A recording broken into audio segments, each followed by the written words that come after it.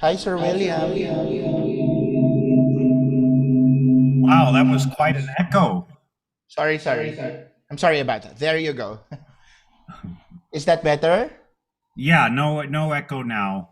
All right. So we're already streaming live. Okay. We'll be introducing you first. Okay. Sure, I don't actually see myself. Hold on, because just one sec. Uh,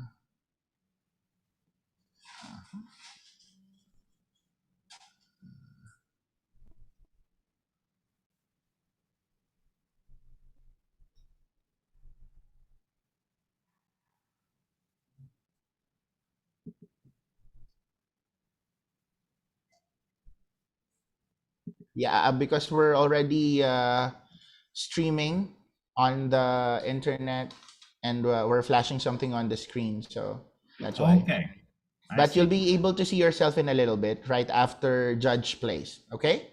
Okay, All right. We'll see you in a little bit, sir. okay.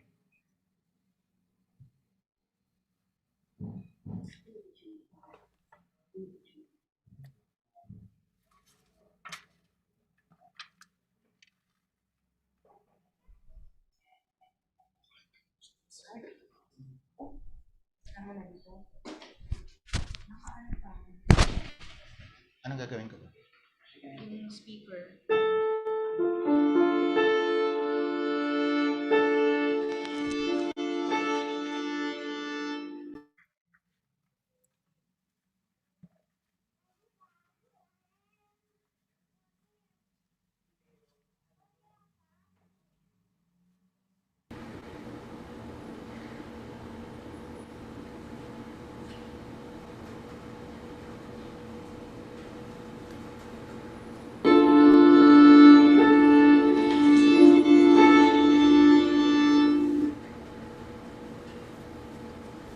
Good morning, everyone. Welcome to the Strings Masterclass of the Summer Out There 2021 International Music Festival. We are live now at the MSJO YouTube channel. We welcome our teacher for this first masterclass for the day. A graduate of the Juilliard School, New York, USA, William Harvey is currently the concertmaster of Mexico's premier orchestra, the Orquesta Sinfónica Nacional, and violin faculty at the Universidad Panamericana. He is a violinist, conductor, and composer. He has appeared as violin soloist at Carnegie Hall with the New York Youth Symphony and has performed concerti with orchestras in Argentina, the Philippines, Mexico, and the USA. He is also the founder of Cultures in Harmony, a group of musicians and volunteers which aims to bring people together through music. For this morning, we have our first performer, Judge Loste, who will be performing Mozart Violin Concerto No. 4 in D major, first movement. Everyone, let's all welcome Maestro William Harvey with Judge Loste.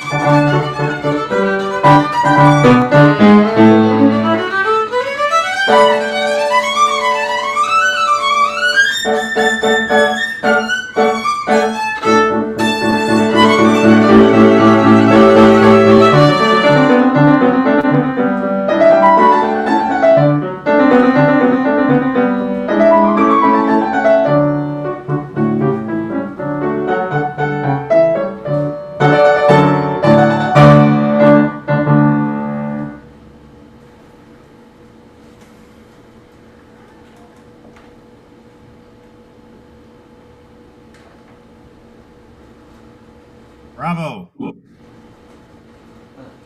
So, no cadenza, I guess. No?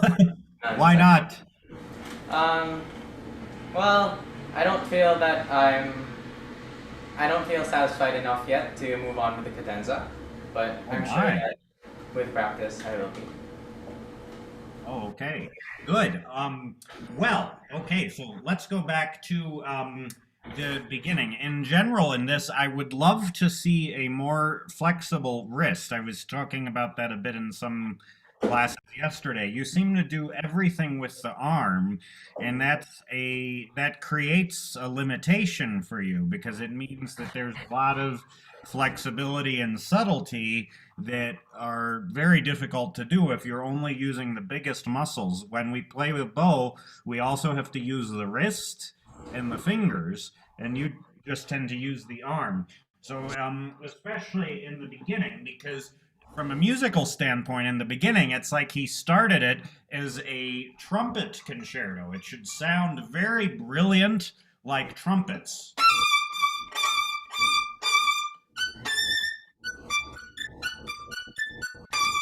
And to get that kind of resonance out of the instrument, the fingers have to act like shock absorbers. So, can I hear you just do that very opening? And before you start, actually, one other thing.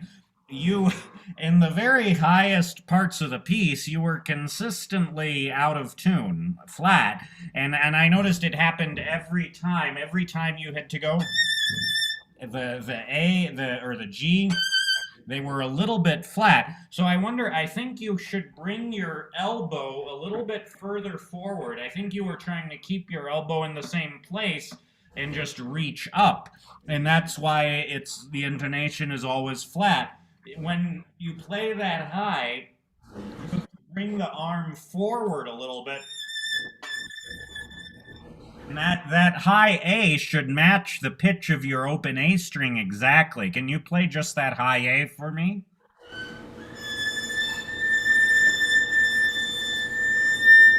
No, now that's too high. See, that's not, there's a place where it's just right, not too low, not too high, and you'll find it if you check it against your open A string.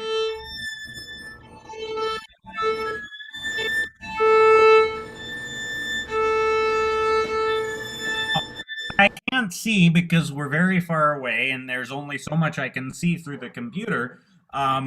Is how comfortable is your finger and how comfortable is your hand? Because you have to experiment to find the right relationship so that your arm, your shoulder, and your fourth finger are all equally comfortable. If you bring the arm forward, keep the shoulder down, you should find a position such that every part of your left arm, including from the finger to the shoulder, everything is comfortable. Try again.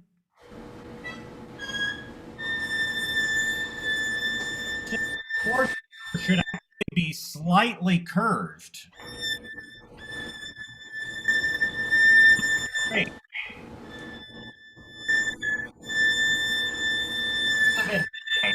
Bring it down. With your open string.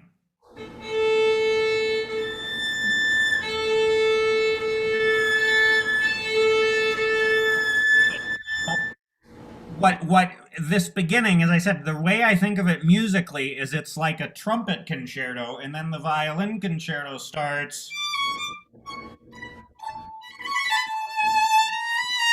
That's where the violin comes in, but you have to play this opening as though you were playing a trumpet. So extremely clear, bright, brilliant, and if your fingers and wrist are relaxed, that will help a lot.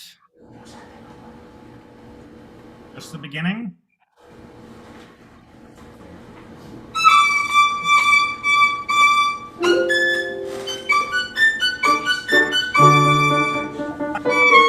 I don't see your fingers moving at all, and I should see them moving quite a bit. Here, I'll try to play it and position the camera so that you can see it. For instance, right there, that 16th note is played entirely with my fingers.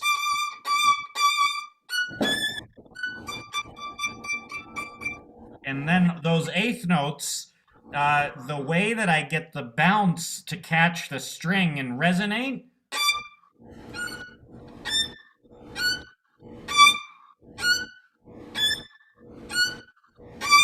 it's with the fingers, not the arm. Try just very slowly those eighth notes.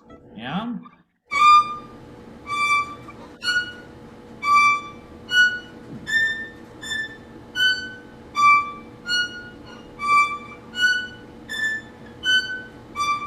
Now, the beginning of each note is kind of like a wah, and that's because you're not, the horsehair should catch the string for a millisecond before you play. So there's contact with the horsehair and the string before you play, and you should think of playing the note as releasing the sound that's already inside the instrument.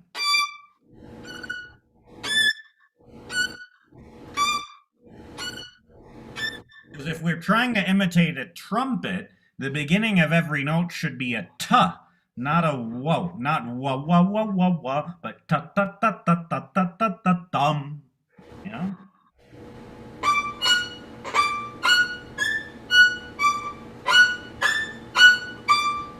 I want to exaggerate the motion with your fingers. Can you, just in the air, can you use only your fingers to do a down bow and then only your fingers to do an up bow? Yeah, really extend the fingers, really curl them up for the up bow, extend them for a down bow. Yeah?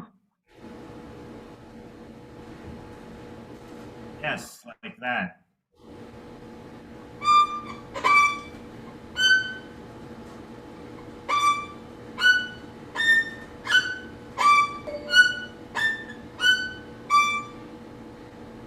Yeah, that's better.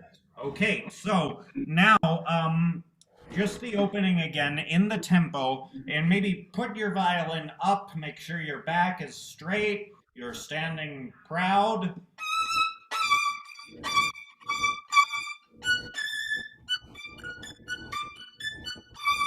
Yeah, and everything should have an upward energy to it, like a trumpet call and in the beginning of the morning and it's really sunny out. Yeah.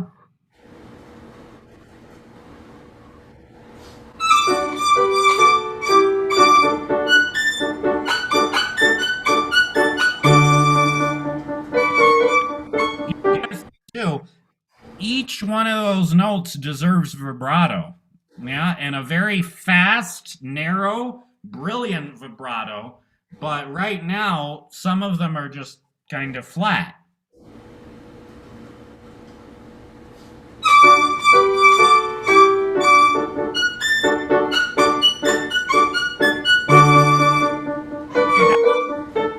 But you improved most of the things I noticed based on my suggestions.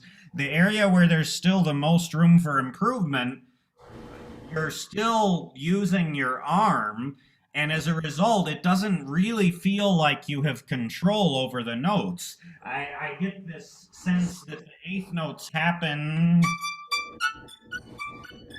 I think it's something you would perceive more if you were to record it and then look at the waveform on a computer program and zoom way in, you would realize that you're not actually controlling when these notes happen. They're happening based on tension that exists in your hand. And yeah, it is kind of sounding like the rhythm of the steady eighth notes, but if you can get yourself to really control the bow with the fingers, you'll get these very even and pristine and clean and clear and brilliant eighth notes. And right now it's just, it's just kind of because everything is tense. Relax the fingers.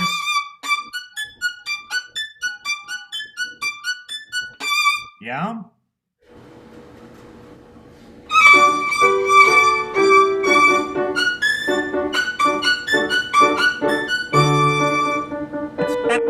Paradoxically, when you first try to control the bow with the fingers, when you first start to do that, it feels like you have less control because you've learned and I don't even mean consciously, it's sometimes subconscious. You learn this way of controlling the bow through a kind of tension, and you have to you have to be relaxed enough so that the muscles in the hand can actually correctly interpret the signals from your brain. Yeah, let's moving forward. In measure 52, also, that's a place where we can observe two of the same issues. One, in measure 52, you need to do the 16th notes with your wrist. You were going like with your arm, and actually here, if I can show you, it's all with the fingers and the wrist.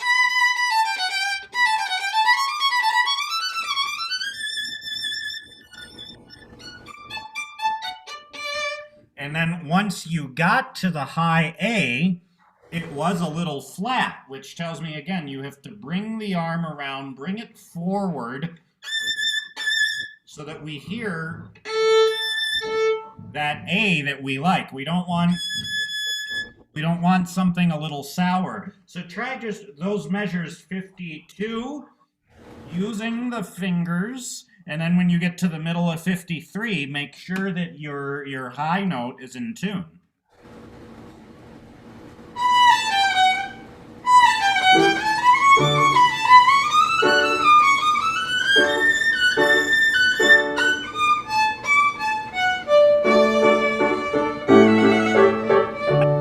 Then in measure 54, those eighth notes, you're going to be able to control them better when you're really using the fingers. It's like, imagine zooming way in on a timeline so that you're looking at beat 1.0000001, 1.0002. You want to make sure that, I mean, I know you know when the note should occur. Right now they're occurring pretty close to where they should, but they should occur exactly when you want them to, and exactly with the articulation and the brilliance of the trumpet that Mozart is trying to imitate. Yup, up, up, up, up, up, up, yeah, and you'll get that level of control and subtlety when you start engaging the fingers of the right hand and not just the right arm to do everything.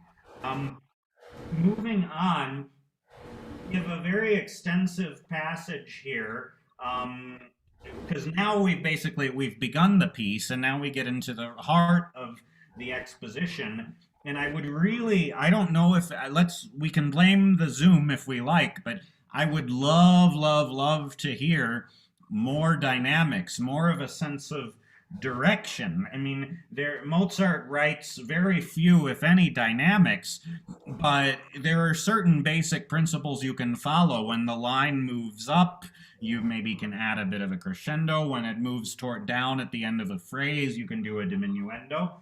But for instance,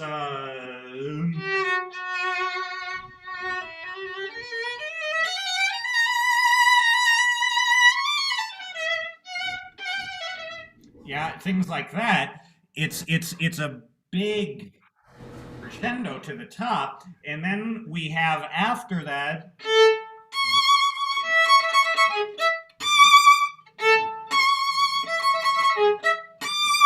when we get to the D, it's like, ooh, we went somewhere. We hit C sharp, and then yeah. So you have to show us this line. Don't just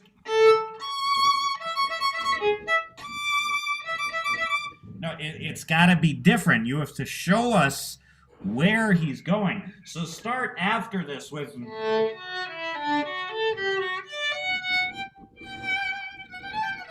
From there. Here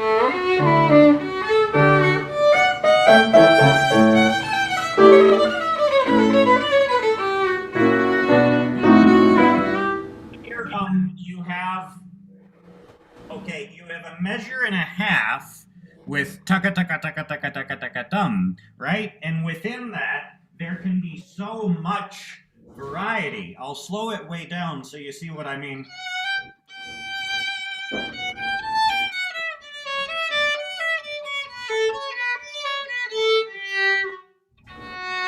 Yeah, it's not all static. You want to show us the parts that are interesting. What's interesting? The appoggiaturas, the non-chord tones that happen beats 4, then beats 2, then beat 4 again, yeah? So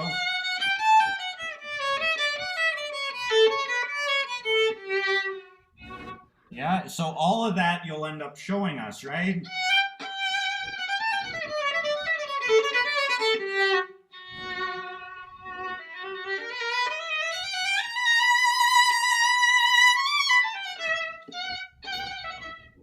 Yeah, show us.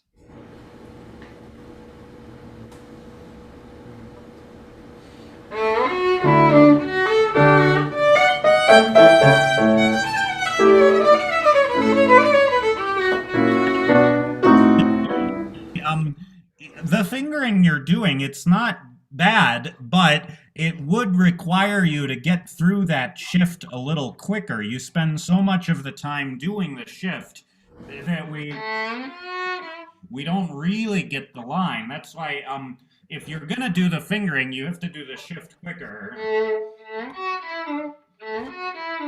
But I do it actually in first position and starting down bow to get the on a down bow.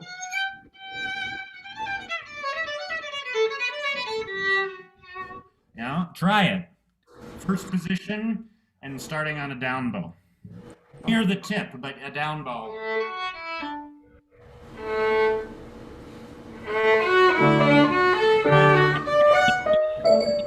You're starting at the frog. That's why I said it near the tip. Watch me do it once. And then by the time you get to, then you're at the frog. Yeah, it's like you spend that time traveling to the frog.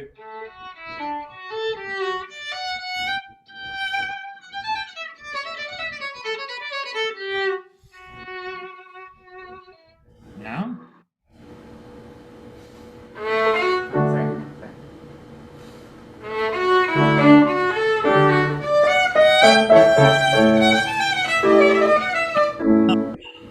I wouldn't recommend necessarily that shift because you kind of broke up the line a bit. I saw you did like.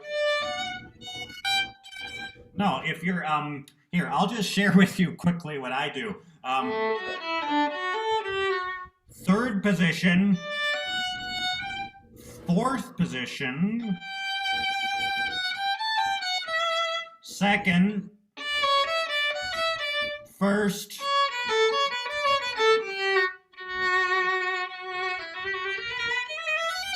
third, fourth. The idea is you should be able to come up with simple fingerings that serve the melodic line. Yeah, you want to think of the melodic line as being sung by a singer, and if you go, it kind of sounds like you fired one singer and hired another one, a higher one, in the middle of the melody.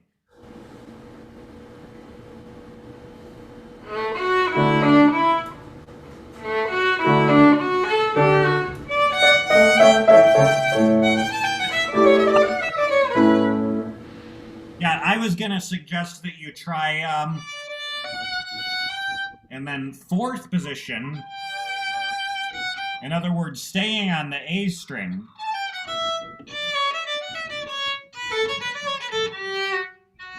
Yeah, try it once, see if it works. If not, forget it.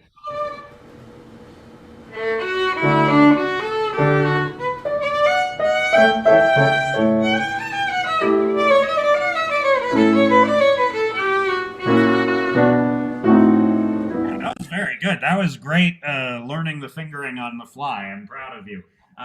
But, I mean, the main point here is to make sure that the notes don't all sound the same, that we get this sense of direction. So one place this is particularly important is skipping ahead just a little bit. So if you start from 66,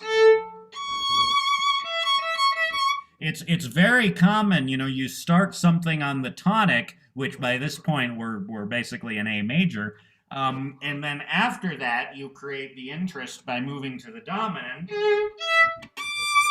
Yeah, the D or the Re, it's got to sound more interesting, louder than the C sharp, because this is just,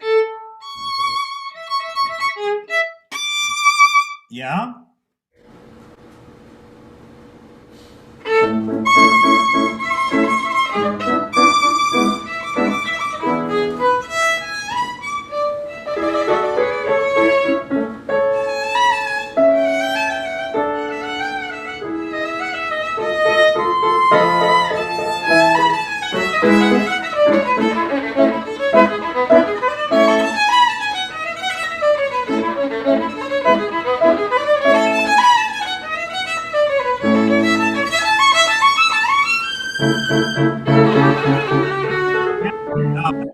I will say your high G, this time it was in tune. So good. In the first time you played, it wasn't. Still, I think in general, the highest register of this piece is a good thing for you to work on because, of course, eventually you'll play pieces that go much higher than this concerto. But if your highest notes in the first movement of Mozart 4 are consistently flat, yeah, then before you play stuff that requires you to go even higher, you got to solve this problem. And I think what it is that you're trying to get up to, what is that, like a seventh position with the exact same mechanism that you would use to play in third. And you can't. I mean, one very simple way I learned about this sort of thing is that every two positions there's a dramatic change. So first and second position are not too different. Third position is the first one where the heel of the hand very lightly touches the violin. And then fourth is kind of the same. Fifth, most of the hand is touching the violin. I mean, by the hand, I mean the palm, actually. Sixth, the same. And then by the time you get to seventh, your arm has to start to come forward. The elbow, and now it's very important, the shoulder stays in the same place. You see, without the violin, it's easy to see. I can bring my arm all the way in front of me, and the shoulder does not change positions. So from seventh position, yeah, you have to move forward from the shoulder, bringing the elbow forward and make sure that the fingers are still curved and relaxed and comfortable. Yeah, and the same thing. Yeah.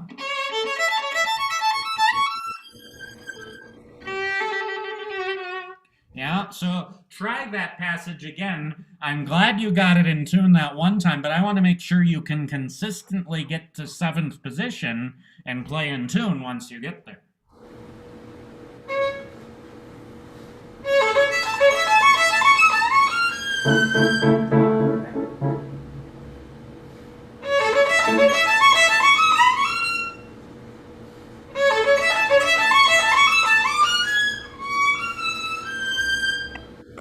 I love what you're doing. You're being a very good student, which means that you're exaggerating what I just told you. You're coming around so much that now you're sharp. So you have to find the happy medium. Before you were not coming around, now you're going wee, and it's too much. So there's a happy medium where it's going to be just the right amount, and it might take you a while to find it. This is why I mean, I remember before I was doing Mozart 4, I was already practicing 4-octave scales. Do you practice scales every day? I practice it regularly, but not as regularly as I should. I think we can all say that statement. That's all of us can say that. And then have you done 4-octave scales? I think I've only reached 3 octaves. Well, I mean, yeah, the only 4-octave scales, of course, would be G through C, right? Because once you get to like C sharp and then go up 4 octaves, suddenly you're off the piano and all of the dogs of the neighborhood come howling to wherever you are. It's just too high. But G through C are good 4 octave scales to practice, and it really gets you a sense of how big the range of the violin is, and how much you have to come around. Because right now, I mean, in the repertoire that you've played, are these the highest notes that you've played? I think it's the highest range, or it's the biggest range piece that I have. Good. Well, that's good to know. Because, yeah, then you should make sure that you're doing scales that get you even higher than this. So, especially since the piece is in D, I would make sure you're doing a 3 octave D major scale. And that, of course, will take you all the way to. And that is higher than this piece goes, I think. I don't think there's a high D anywhere in it, but yeah, once you can get up there, I'll trust that you can regularly get up to a perfect fourth lower without a problem. So yeah, I would add that to your practicing. Make sure you're doing a 3 octave D major scale. Okay, now moving on. Where is it? Oh yeah, 86, I think that was just a memory thing. It took you a little by surprise, but now that we're going to focus on it, really put a lot of warmth there. Enjoy the con colore nature of the G string.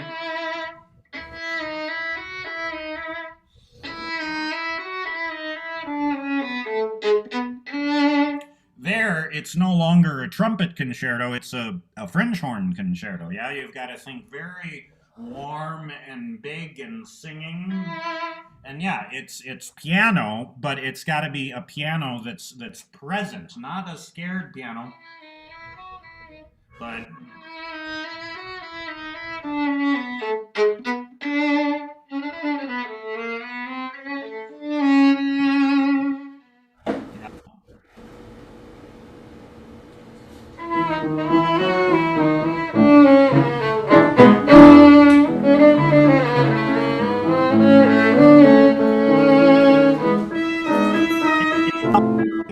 I'd love it. You have a nice vibrato. I think you can also experiment with having multiple nice vibratos. In other words, vary the speed of it. And right now, that vibrato, it may have been a little bit slow and narrow. I would go a little bit wider and a little faster. Now, obviously not, or something like that that's comical, but you were doing like, yeah, maybe something that sounds warm to you. Try again.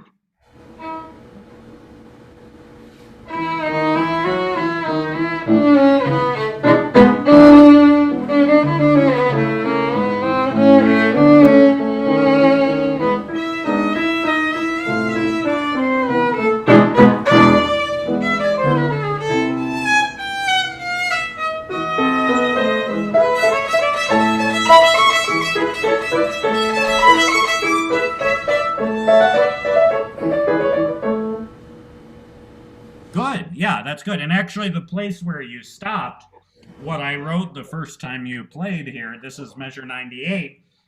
Again, it was out of tune. And I think, again, it's you need to get this comfort level with seventh position. It's not going to bite you. It's not going to hurt you. And so just do the what's most recently, what is the scale you've been working on? Most recently, I've been just doing the C major, just like trying to How lock in many the octaves? fundamental. Yeah. Just How like many octaves? I do it, I think 3 octaves. Oh, C major, 3 octaves. Okay, we'll try D major, 3 octaves. It's just a whole step higher. So, but I think I if you can get really comfortable, then those of us who know the violin in music won't have to think, oh my goodness, he's going up to seventh position again, because it's not, it shouldn't in theory be that different from playing in a lower position. I mean, in one sense, yes, it's very different physically, but the notes should sound the same. And if you can play, then you think, okay, I've got to do the same thing 2 octaves higher. Physically, it's going to be different, but the interval relationship should not be different. And so, how do I achieve that? Well, because of this part of the violin, you have to move the entire arm forward. Some people do it by just trying to keep extending upward, but that doesn't work, and it's going to strain your hand and make it uncomfortable and make it more likely you'll be out of tune. So try.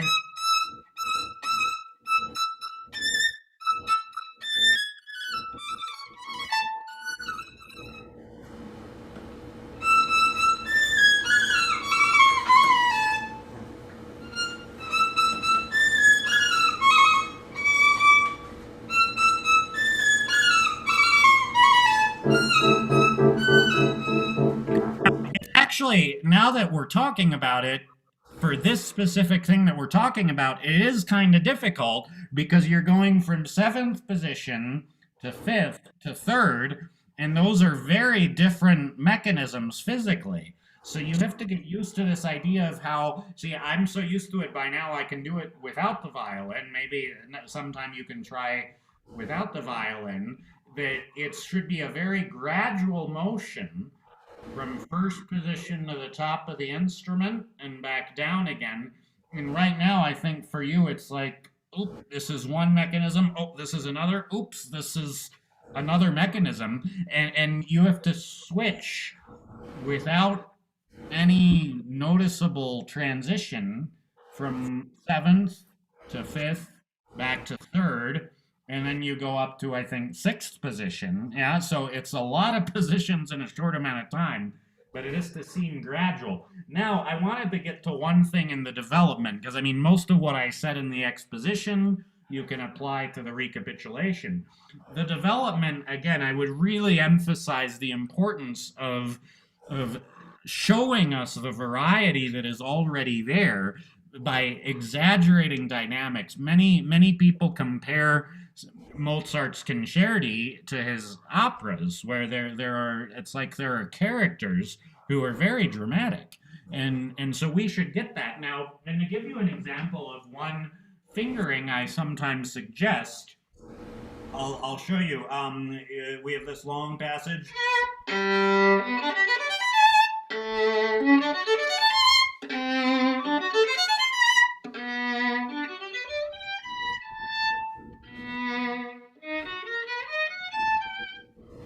So for 2 measures in a row, I go up on the A string and do a harmonic.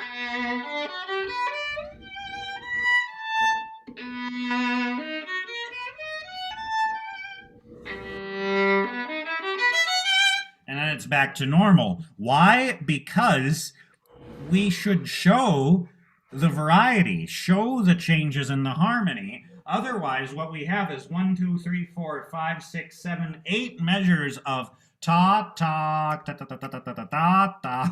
I mean, it's the exact same rhythm 8 times. How do we make that different? I'll show you one more time that fingering in case you want to do it. Up on the A string, harmonic. Up on the A string. Yeah, and you don't necessarily have to do that fingering. What's important is making sure you do not play the exact same dynamic shape 8 times in a row. So try from there, from I think it's measure 134 where that sequence starts.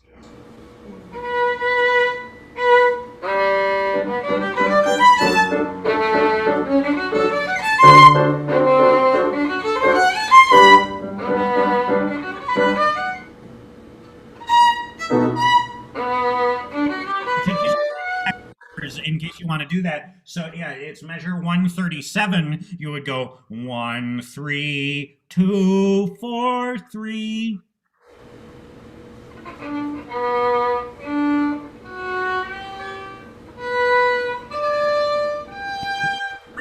1 3 2 4.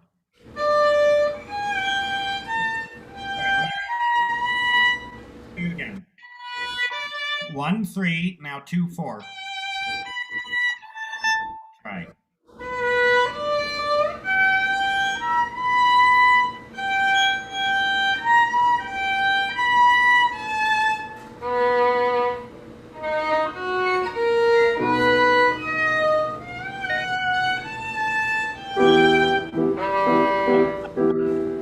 But even going back to before then, when I wasn't suggesting you change your fingering, I would love to hear like the C natural is more. Yeah, so.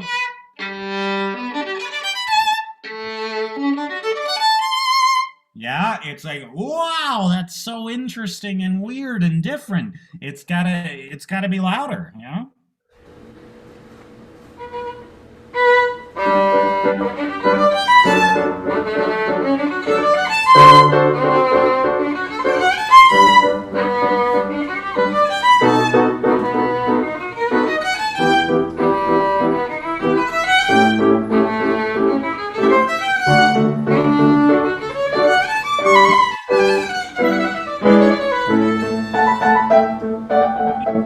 We're doing more to make a difference, but honestly, if you were, it was not coming through Zoom. I don't want to blame you because Zoom has a tendency to make all dynamics sound a little bit the same, but in person, I don't know, maybe later when the class is over, the cameras are off, you can ask your wonderful pianist privately so that it all sound the same there because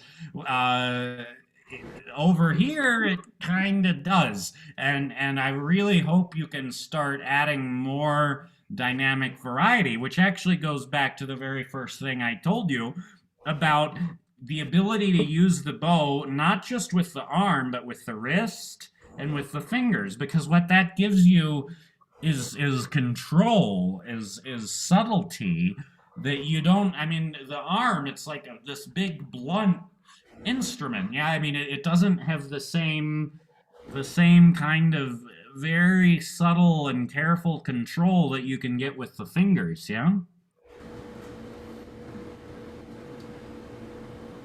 So why don't you try from actually maybe once just by yourself? So let's really, and I want you to really exaggerate, come up with your ideas. I mean, I gave you some of mine, like the C natural should be louder, and then going into 137 should be much softer. But come up with your own plan for how are you going to make 8 measures different from each other. And it should be based on the harmony that changes and on the register of the notes, how that changes, because otherwise it ends up being boring, and we don't want that. So do it once by yourself.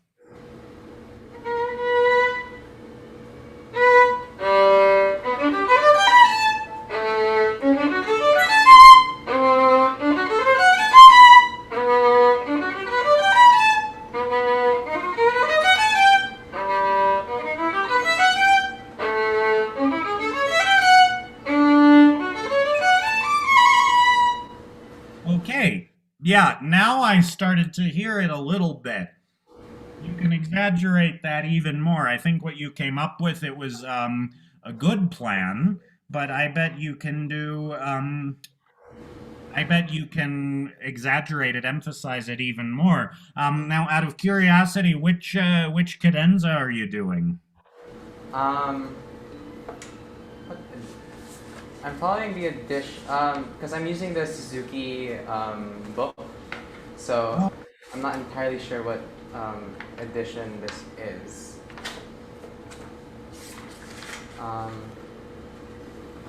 But it starts with a.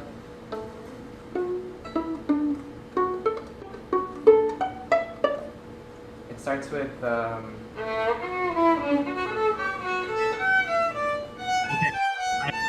A lot of cadenzas start like that. That's okay. I was just curious. Okay, sorry. not a final exam. That's okay.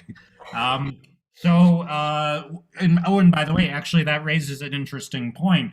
So, did you come to Mozart because you were doing a bunch of other things previously and you just decided to do that, or did you come to it step by step through the Suzuki books? It was through the Suzuki. So my previous, Okay. right Very before this was, That works. I started Suzuki and left the method around book 6 and did a few other things like Accolade. I mean, that might be once you finish the Suzuki, Accolade might be a good piece for you. Or there's Viati, things like that. But no, that's a perfectly fine way to get there. And then I guess that's book 9, right? book 10. Book 10. Which one is book 9? Now I forget. Book 9 is the Mozart G major. The number 3. Okay. Yeah, got it. Okay. Well, I mean, you're on a good track. The thing I would be most concerned about in your own practicing is thinking about it very simply. Right now, you've got one way to move your bow, which is your arm. And I would love to see you explore how to use your wrist, your fingers, and then as do more shifting, keep in mind how the arm changes. And I'll show you like another angle if I put myself like so the camera is straight on. If I'm going up the violin, you see the upper part of the arm, it comes forward as well. And that's how we can get to those high notes and be perfectly comfortable there. Okay. Yeah? Okay. Do you have any questions? I'd like to ask just about how can I start activating the right hand? Like what drills? You mean doing what I'm talking about? Yeah. Do you do any etudes? Yes. Right now I'm doing Kaiser. Kaiser, okay. You can take any etude that is all the same rhythm, like the whole thing is 16th notes or the whole thing is 8th notes, and it might be something that your teacher has you practice détaché or martelé, and there's another stroke you can try it with, which is basically collé, which is where just the fingers move the bow. So for instance, a very popular etude I still use to warm up all the time is the Kreutzer number 2. And usually I do it détaché, but I can do the same etude collé, which is just the fingers like this.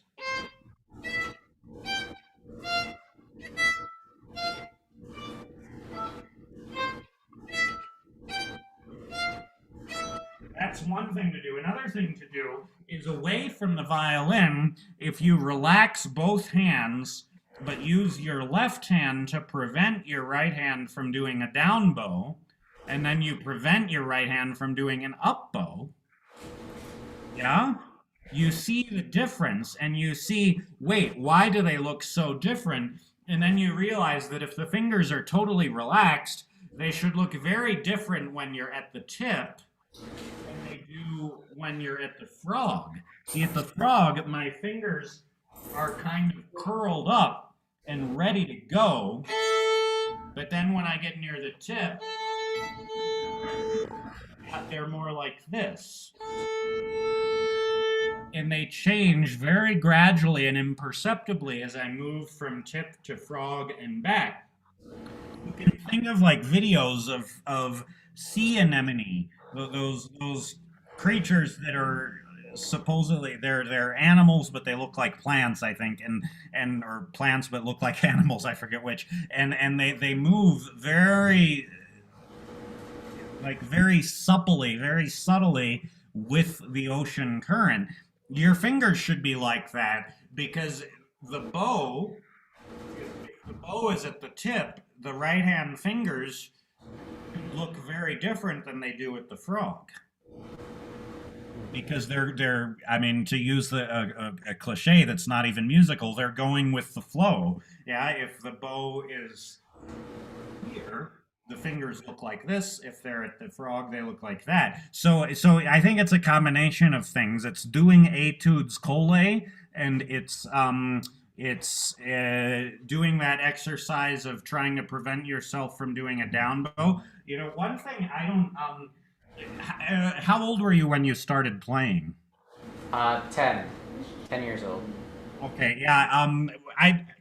I don't know if this was something I did the first time I came to the Philippines 15 years ago. So I don't know how if that's still something people do. But the exercise you do when someone is much younger than you are now is to see if they can get all the way up the bow without touching the horsehair and without using the other hand, and then flipping the bow and getting back to the frog. And you do that with very young students almost before they've started playing, and see who can do it the quickest. But, you know, why let the little kids have all the fun? I think you can do that yourself. I just did it. There's no shame in doing it. So yeah, I think you can do all of those things I just suggested. Actually, I see now we have to wrap up, so I'd like to thank you for your very hard work and your close attention. And I'm sure you can apply these things and make a great improvement. Okay. Thank you. Thank you so much. Thank you. Bye. Thank you, Maestro William Harvey, and thank you, Judge, for that. We shall see you later. Yes. Yeah. Soon. So, Bye. yeah, to all our audience and viewers in the YouTube channel, please also check out our other solo masterclasses and chamber music masterclasses via our MSO Music Academy YouTube channel and the MSO YouTube channel. So stand by for our next masterclass. See you later. Thank you.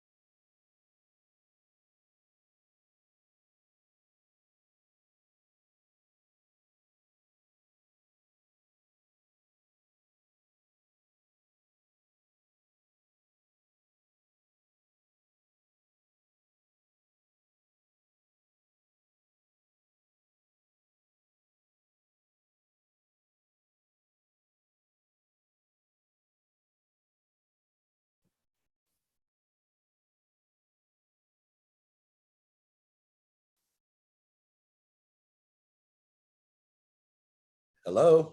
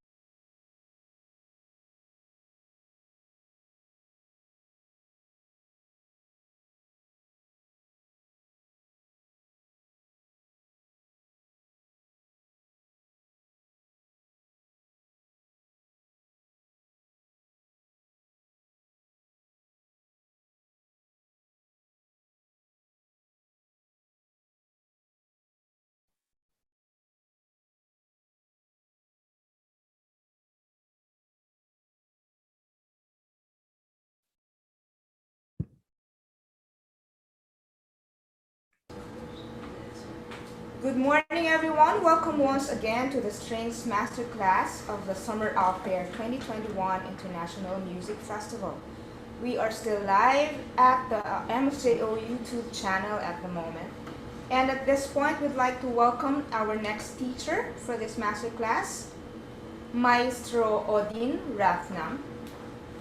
Maestro Odin Ratnam is praised by critics worldwide for his innate musicianship, brilliant technique, and a sound that recalled the great violinists of past generations. Mr. Ratnam is a world-renowned concert violinist, recording artist, and violin teacher.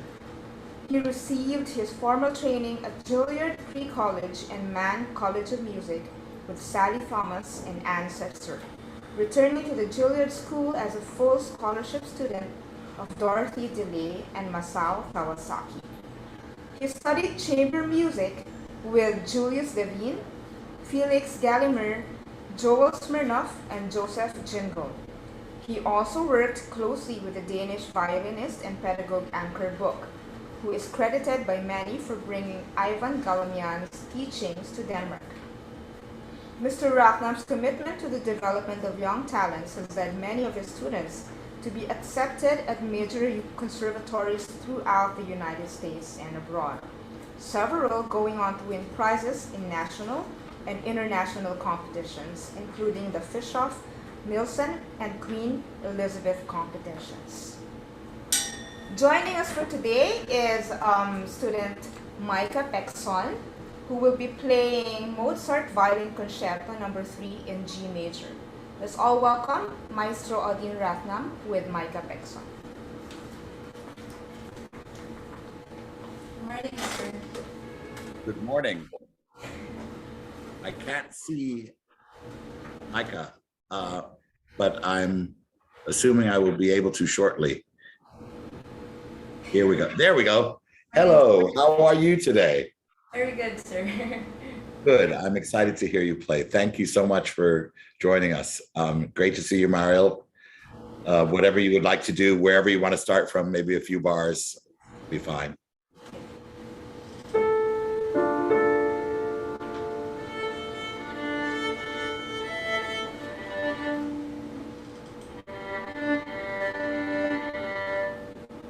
Would you do me a favor, Mariel, and this is for pedagogical purposes.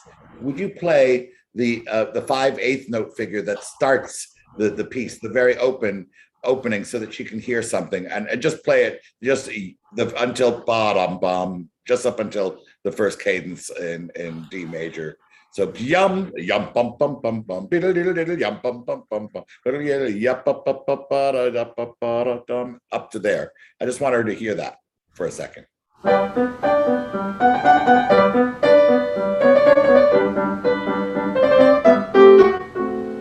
Good. I just want you to hear that because we're going to be talking about that later. Okay? Okay. All right.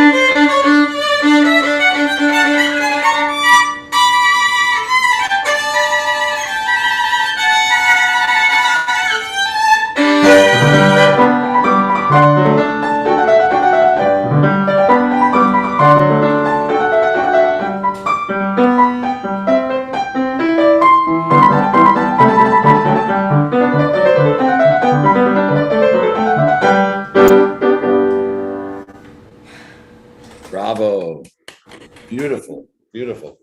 All right. Well, let's get started. I want to show you a little secret about the third, fourth, and fifth Mozart concerti. That's a little bit different than the first two.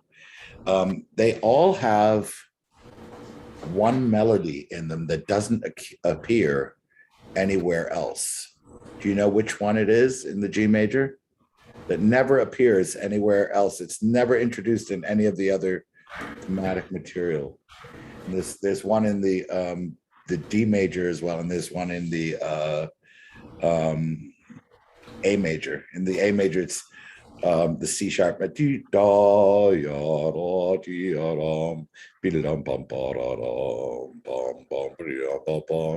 that never appears anywhere else. And in the D major, there's a melody that never appears anywhere else. And in this one, there's a melody that only appears once. It's in C major. Oh, is it this part, sir?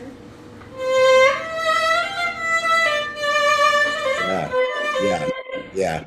And for me, Mozart is opera. His writing is all operatically based. And if ever there's a moment where there's a lyrical romantic aria, this would be it. So I believe that if you look at the first D minor statement, take a look at the first D minor statement that you had. Bum, beam, that's played by the oboe first. And that you also have it. Can you play that? And quite sprightly, not too slow. Yeah.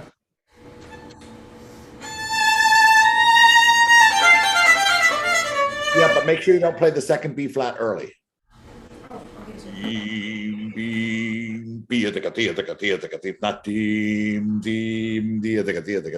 make sure that you play that after it's easier with piano. Play it with the piano and you'll understand. Don't play the second, don't play the beginning of the early. It has to come right with the piano. You have to place it. So and keep the tempo sprightly and then open up and then round the end, yeah?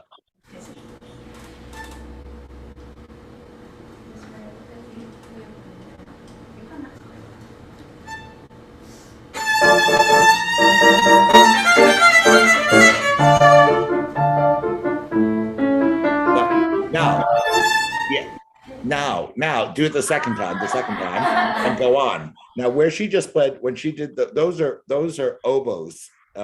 Dee da ba da, be da ba da dee, and the orchestra is just providing harmonic texture. The first ba da ba ba ba da ba ba be ba ba ba. You need a lot more horizontal energy right at the opening of that to bring out that accent. All right, so right, right, but now the one that happens in C major, play. Slow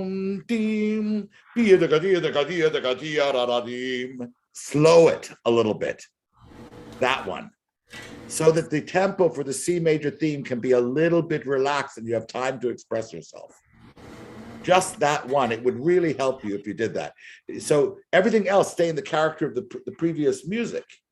All right, because you have recitative happening at the end of the C major that'll allow you to get back into the original character. You have bum beedum ba-dum beam, ba-dum ba-dum bum, ba-dum ba-dum bum, ba-dum ba-dum ba-dum biddy, and we're back sort of in that same tempo. So that'll get you back. But that's one little trick you can do to really make that stand out in sharp relief, because I felt you trying to sing, but it felt like you didn't have quite enough the time to express yourself in the full tempo primo, and I don't think anyone does. I think this sounds better a little bit slower to give time for that romantic aria to unfold. And this is the one time that I totally break the rules of Mozart. I just play it lyrically like a diva opera star. Yeah. Okay, so that's one thing I noticed. The reason I had Mario play the opening figure is that there's a danger of going yum bum diddle diddle diddle dum bum, and it's yum dum diddle diddle diddle yum bum. So be very careful to give a little bit more to the strong beat and not to over accent the repeated down bow if you're doing it that way. Zuckerman actually does it up, down. And I've seen other people do down, small retake down, and not go all the way to the frog, you know. But the bottom line is I would not if I hear an accompaniment that goes like this in the orchestra, yum up up up bum, yup up up up bum. I wouldn't want to hear yum up up up bum, diddle diddle diddle yum. You understand what I'm saying? Like yum bum bum yum, because it's already going down from that 5-note figure. So you want the first G to be stronger, and the same with the second one. Secondly, if you look in the Or text, notationally, if you look in the actual original manuscripts and in the Henley edition and Barenreiter edition, there's a discrepancy in the notation, how to write semiquavers, where classical composers would make it look like they were writing grace notes when they wanted just equal notes, okay? I actually do think, though, that the second statement, the yadam bum, should still be that kind of thing, not yadadam. I think it's the third one that's diddle-diddle-diddle-dee-yadam. So it's yum bum, yum bum, diddle-diddle-diddle-dee-yadam, da-da-da. Only the third one, 2 equal eighths. I think that will sound better if you do it as a grace note on the D, that up bow. The other thing is to catch the first F sharp of the slur. Catch it a little. Ba-da, ba-da, ba-da, yum, dum, catch. Ba-da, ba-da, ba-da, yum, bum, ba-da, da-da, da-da, da.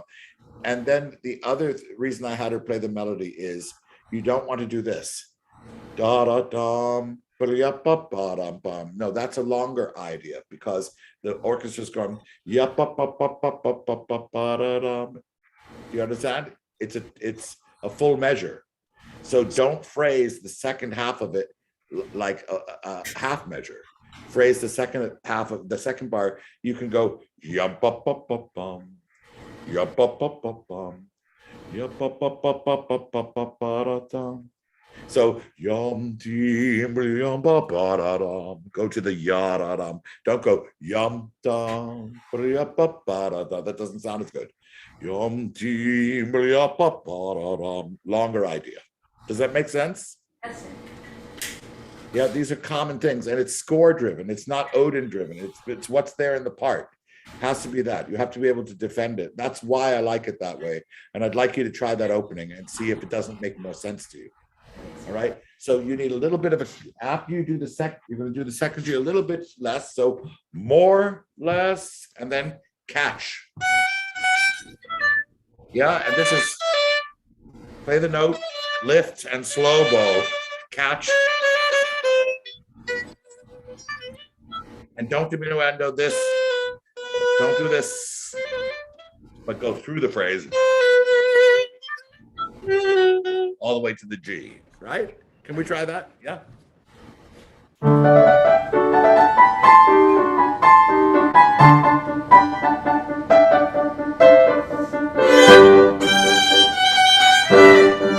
Wait, sorry. Wait, one more, Yeah, sorry. and really, yum, ba, yum, ba, para, para, para, para, para. You need to catch a little.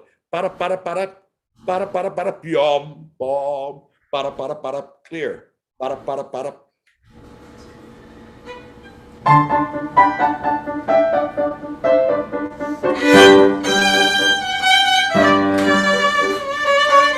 Yeah, you know what the problem is? You're not slowing the bow speed on the long note almost to a stop before catching the extra down bow. So it doesn't sound articulated. When you play the second G, the G has to come almost to a stop in order to catch the F sharp, the first of the 2-note slurs. Otherwise, it becomes muddy. And if it already sounds muddy in a dry room, think about what it'll sound like in a concert hall with reverb. So you have to speak clearly. What I'm talking about is that you have to have a point at which this comes to an end and then catch. You understand? Catch. Then after you do this, catch. Catch. The idea being, yeah? One more time. We go on. There's lots of other stuff to talk about. So if it doesn't come right now, it will come with practice. Okay, sir.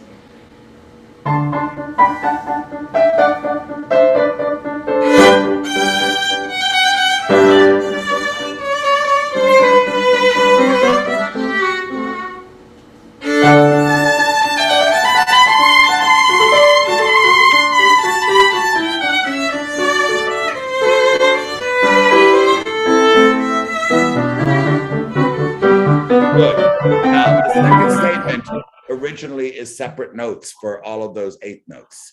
So you must find a way to make them sound separate if you're going to use the bowing you're using. Bum, bum, bum, bum, bum, bum, bum, bum. Those are all separate in the original. So whatever I like the bowing you're using for the shaping that it creates, but you have to create spaces between your pitches so that they sound articulated. I don't have a problem with your bowing up, up, down, down. I don't care if you get a shape that works. But we have to still pay homage to the original. Pay homage to the original articulations. It can't sound like ya da da da da da da bum bum bum bum bum bum bum bum. They're each individual notes. I like the bowing up, down, up, down, up, up, up.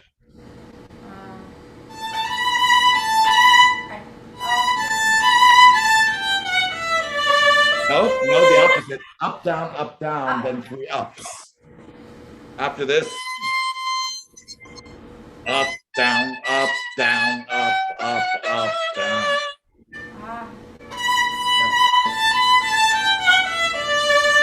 Yeah, and a little, point them with the bow.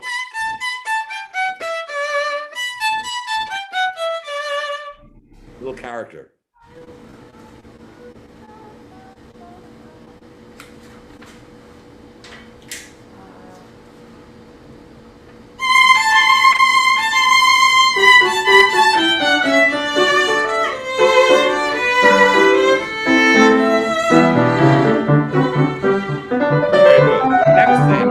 Next thing, what you did here, whether you do the next statement in 4th position or on the E string, which I prefer because of the brightness of the G. 1 here, then 1, 3, 3. But if you do yours, it's fine. But what I want you to think of is coming in operatically. Now, here, little contact, even more contact. Now contact and bow speed. A little bit more operatic up.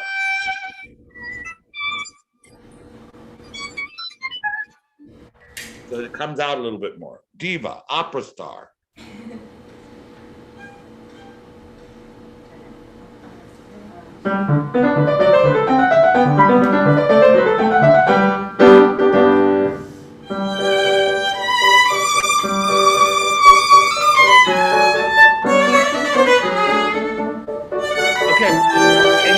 Okay, good. But can the opera star turn into a little girl that's teasing her mother in the Can you be a little bit more mischievous there? So this was beautiful, saying like an opera star, but an opera star who also tells funny jokes. So you have a little energy and a little bit sticking your nose out at people. Yeah.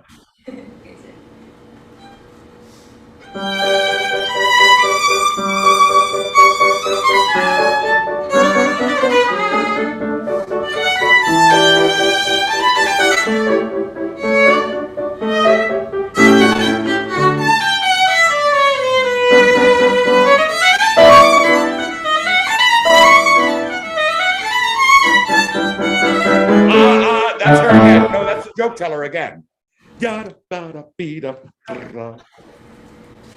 There, little accents. Yeah.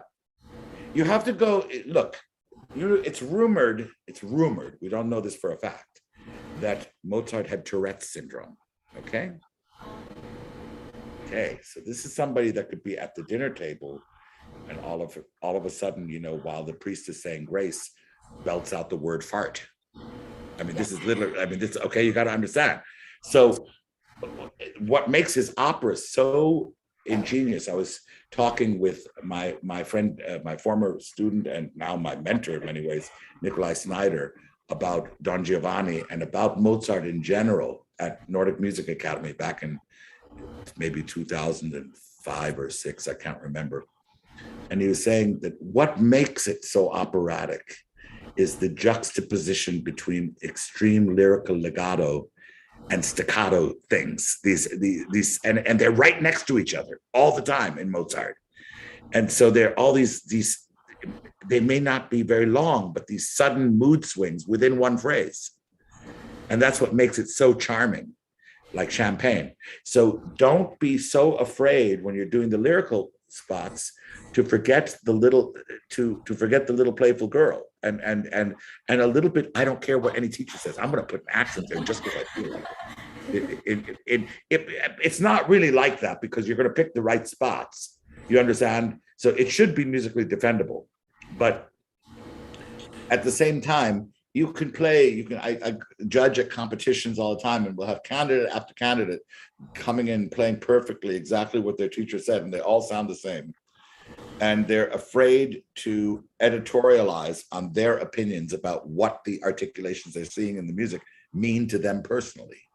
And there's a French philosopher, 17th century philosopher, who said to discover is not to travel to far and distant lands, but to see with new eyes. So when you look at your Mozart after today, what I want you to do is I want you to look at it with new eyes and see what's in the bag there. There's so much in the bag in Mozart. There's so much to be found. It's like opening up your grandparents' treasure chests and finding old 16 millimeter films from the 40s from their wedding and you're digging through and you're finding all these goodies that are in there that maybe are very little interest to anyone else, but to you it's a treasure. You're like sneaking in the attic and looking at all this old stuff and you're like, oh, I didn't know my dad had a girlfriend, or, when he was a kid or whatever it is.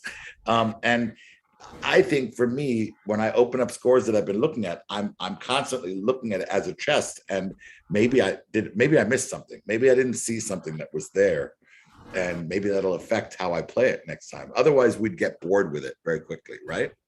So you want to look for that, and for you, your playing is so good.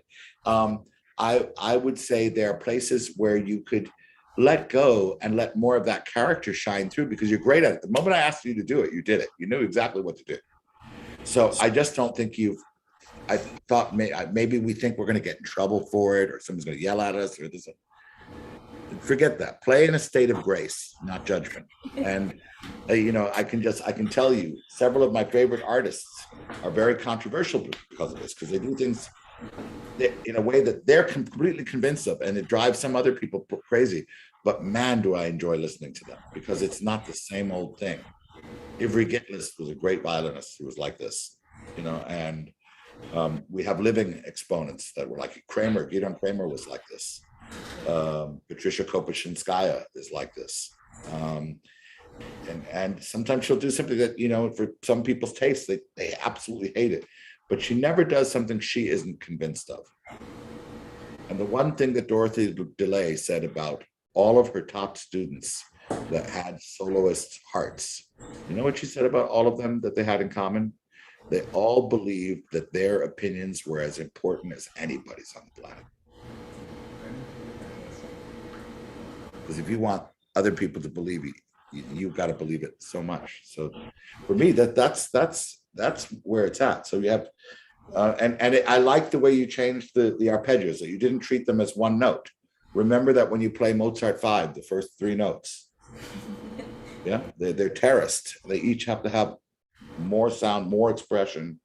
And then when you play the third one, the orchestra comes in with those wonderful slow melismas of 16th notes, yeah, 32nd, whatever they are, in the adagio before the allegro aperto. Yeah. So it's the same thing. It's the same thing.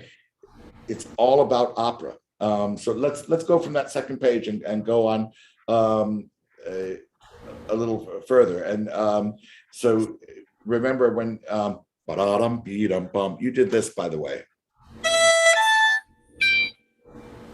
I'm not sure. I think it's not. It's bottom. There should be release on the second note. You understand? And then don't over accent the note after it. Just let it sing where you left off to, you know. More, less.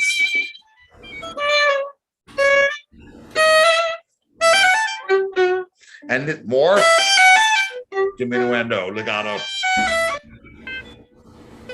Yeah. Again, you have staccato, immediately lyrical. Bum, bum.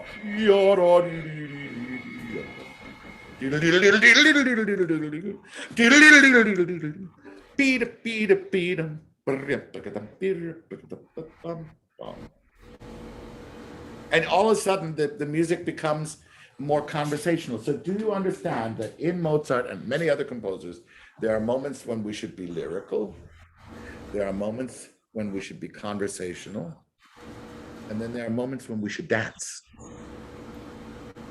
And if your Mozart doesn't have all three, it ain't going to be Mozart. Okay, sir. Right? Yes, sir. So you can let yourself a little bit, I'd rather have you make a mistake because you do the wrong thing, the wrong place. You're just trying out stuff. You're in a very safe environment. It's a masterclass. Not about impressing anyone. It's about what you get out of it, right? So you can do whatever you want, but do something, as Isaac Stern said. Got to do something, right? All right, go ahead.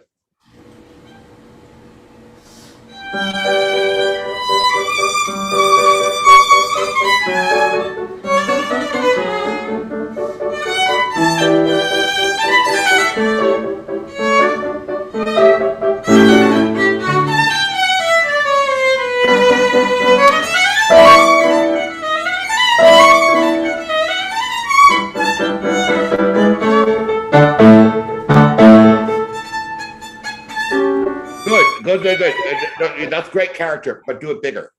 Yakadam, soloist, you need a broader stroke. Yakadam, yakadam, not so inward, a little bit out to the audience. Yakadam, would you like to come and dance? Okay, sir. No? Yes, sir. And then the poor boy says, I've really got a headache. Would you like to come and dance? You know what? Conversational, yeah? Yes, sir. Cadence before, Mariel, please. More bow, more AAA. Yakadam, add a little cole. Yakadam, broaden that spiccato. It won't be heard in the hall. Yakadam, bum. You can diminuendo after that. But make sure the entrance is really, let us talk to the audience. Play for the poor people in the back that could only afford the 5 peso seats, not the rich people in the front. Okay, sir. Thank you. Yeah. Yes, sir.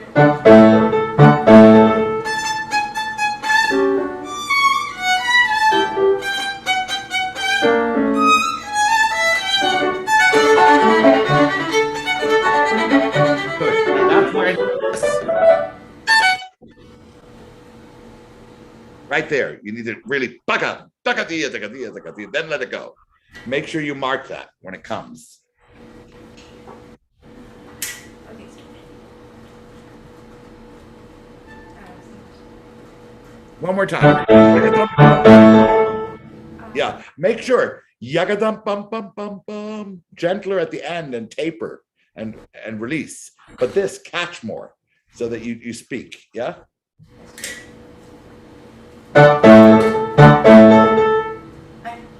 Sorry.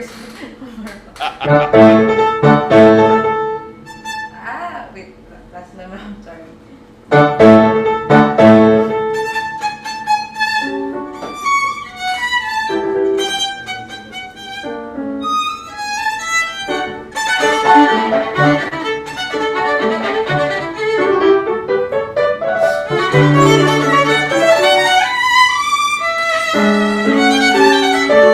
Now, that is a perfect example of mixing something very active with something very lyrical. Slow the bow at that beat and vibrate like crazy. Change the character to extremely singing and more bow on these. Save the bow. Different character right next to one another. Not easy. So, Meryl.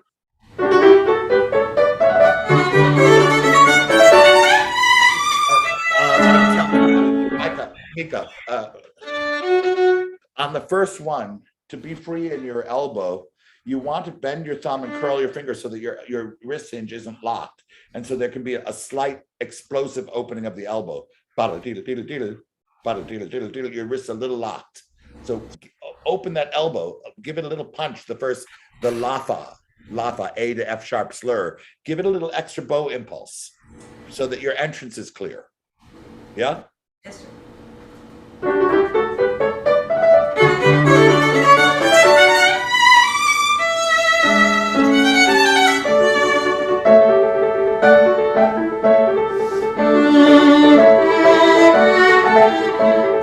Now, wait a second. Now, remember I told you everything is either, lyrical, conversational, or dance.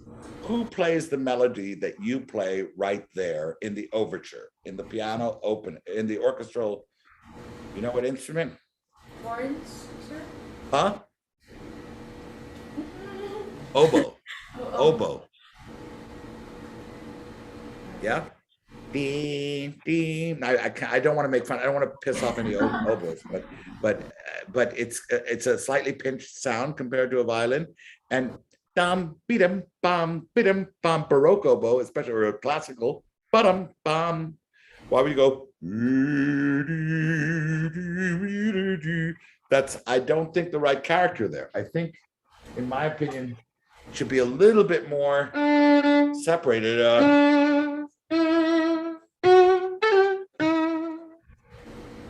To match the oboe from the beginning of the, it can still sound like a violin, but articulation, I would definitely not go da ya da dum. No, dim bum bum. So what it is rhythmic stretto. And compositionally, Mozart is using stretto. First, half notes, but with space placed. Then quarter notes placed, right? And the peak is the downbeat of the second full bar, the F sharp. The only reason that we feel the G with that it has a little accent to it is because of the grace note. Bottom, bum. It has a little extra impulse in the bow, but it's still part of a phrase ending. So if you could think a little bit of placement of each of those pitches, and then double tempo the second bar. Beam, beam, beam, beam, bum. Yum, then it'll make much more sense. Do you understand? Yeah. And then place the low D, but then go. So you have this way, you have the overall tempo will stay the same, but it'll sound more conversational when it needs to. You'll have dum the piano, dee dee dee or whatever, bum dee bum yum yum. Go.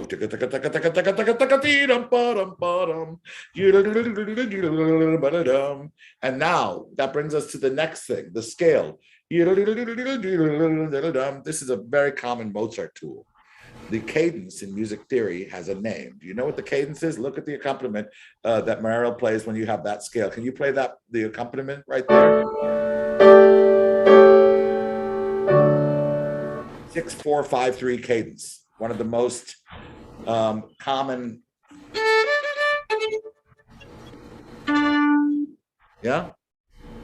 When you have. You understand? So you can't slow that down. You have to go through to the second bar, to the trill. So yum,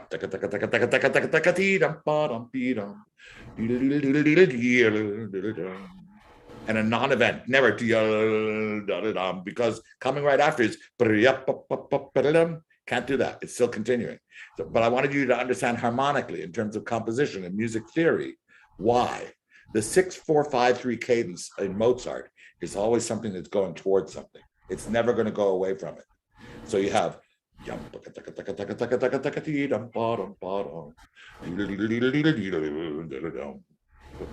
that goes right into you understand? Okay, let's go again from maybe a little further along. Yeah, you can. We want to go from just bum bum in the orchestra, dum bum bum, and then you answer in the violin. So get ready on your G string. Yeah. For my edition, it's written as half note, and then quarter and then 2/8 notes, not a. It is in many editions. Yeah, that's But modern notation. You should have a look at the manuscript. Okay, sir. Yeah, have a look at the manuscript. I'm pretty sure that it's marked as a grace note. Okay, sir.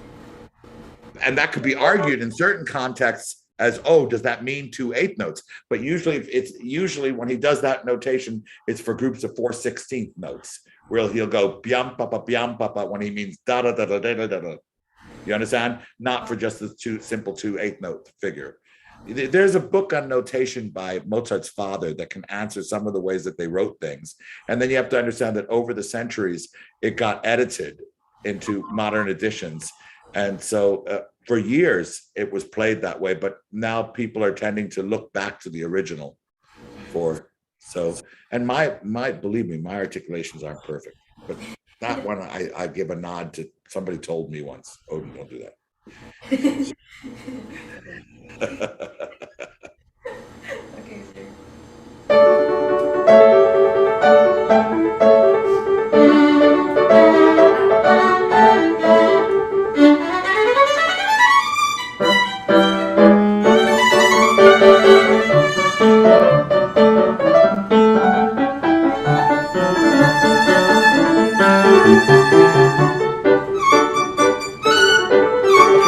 What's the original rhythm there? Okay, good. What's the original notation without the grace notes? It's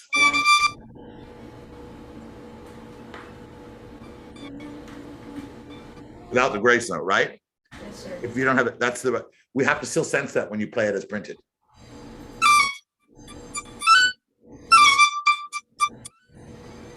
You understand? Yes, sir. Not.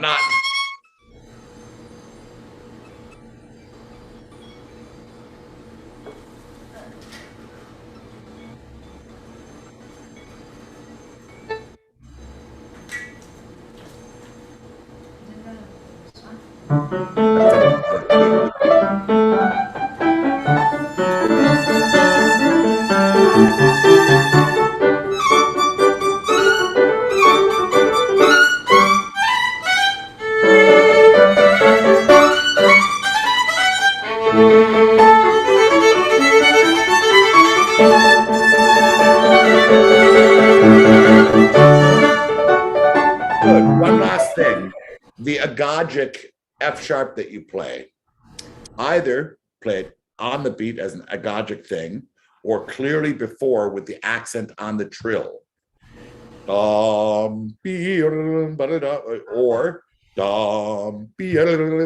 but not something in between, because we don't know where your rhythm is otherwise. And there, I would leave that up to your taste choice. But that's a matter to make ensemble easier with the orchestra or pianist. Good, let's go on.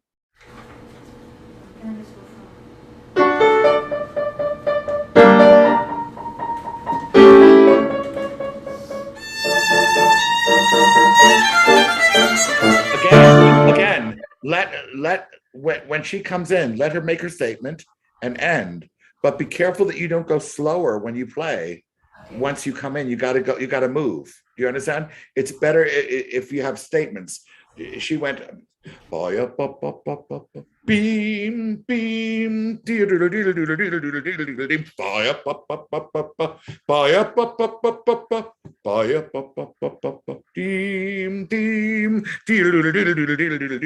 you've got to be singing mixed with the playful girl. You don't want that tempo to be too slow for all right. The orchestra can always be a little more. They're the grandfather. You're the little kid running around the room. Okay.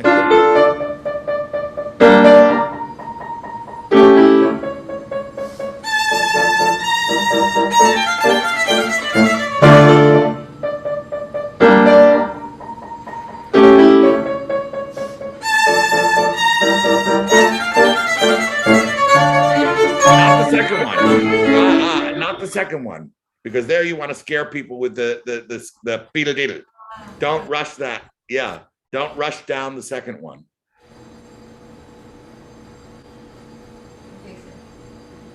I hope this makes sense what I'm doing. with interpretations, I want to create an overarching architecture. What I'm trying to help you with, your playing is very good. Most of the work that we have very little time left, so I'm going to jump to a couple of things in the cadenza, but what you want to figure out is, I want you to sit with your part and geek out conducting, and while you're conducting, I want you to, when you're listening to recordings, I don't want you to sing the violin part.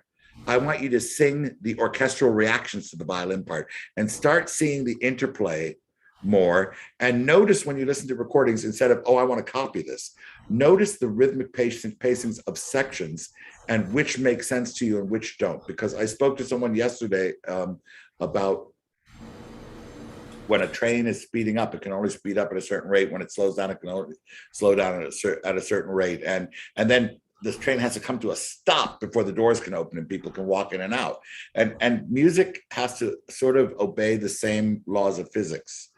Now, I wanted to talk to you a little bit about your cadenza. Make sure that the hand is set on the first note of each third and ready to vibrate when the bow moves in the opening. Make sure the left hand is ready, that you vibrate the G and the B. Yeah? May I hear this?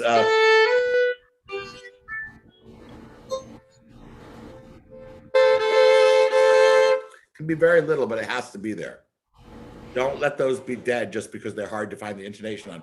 It'll also help you relax. Can you show me that? Yeah. Yeah, from there.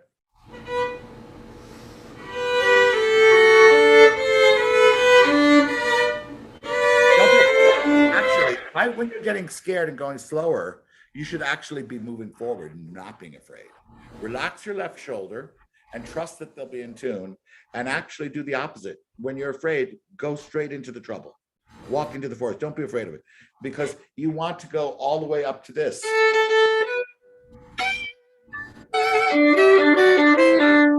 Yeah, you understand? Then you can start slowing down, but not, you want to get up to a faster down for this. And I also suggest that you do that in third position here. It's a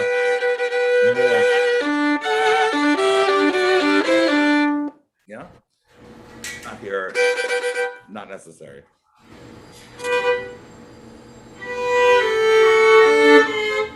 Wait, sorry, sir.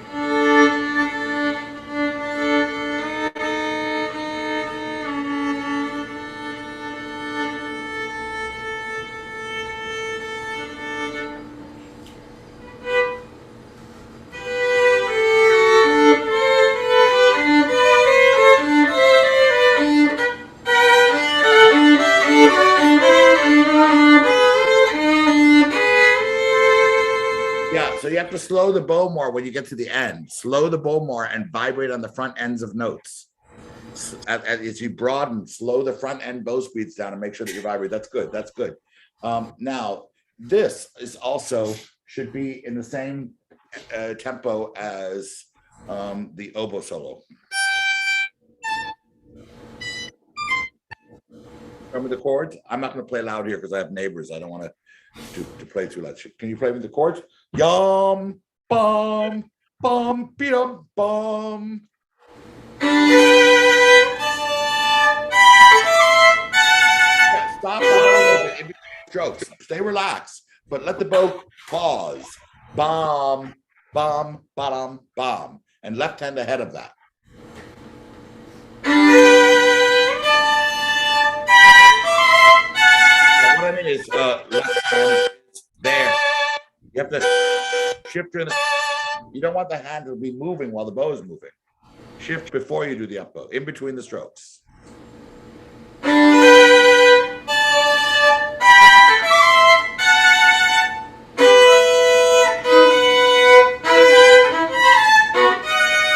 Now that one, because it's E minor, that's the one you could slow down and it would give you the time. Yum, yum, yum, ba-wa-dum, wum. Yeah, that's right. Now, the next thing I want to show you, can you show me this? Drop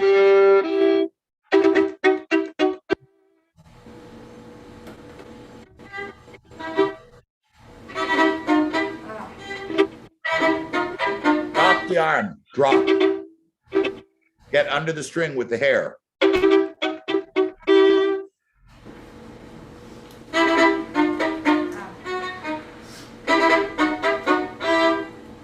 Oh. And good. And then this. A little broader. So a little drier, this one. Sing. And drier. Then singing. You understand? So do the lower string ones drier and the upper ones more lyrical. I'm sorry we're out of time, dear, Yeah. but that's very, very beautiful. Very beautiful. Bravo. Thank you, sir. I really enjoyed it and I learned a lot. Good. I'm glad you had a good time. I did too. Take care. Thank you, sir. Yep. Bye now. Thank you, Maestro Odin Ratnam, and thank you, Micah, for that wonderful performance. So thank you My all pleasure. for watching our live stream masterclass for this hour. We shall see you later at 2 p.m. to start a new batch of masterclasses. So watch out for these masterclasses on our several YouTube channels. Manila Symphony Orchestra YouTube channel for our chamber masterclass, and the solo masterclasses at the MSJO YouTube and MSO Music Academy YouTube channels. Wait, can I go? Can I go? Oh. Okay. Co-host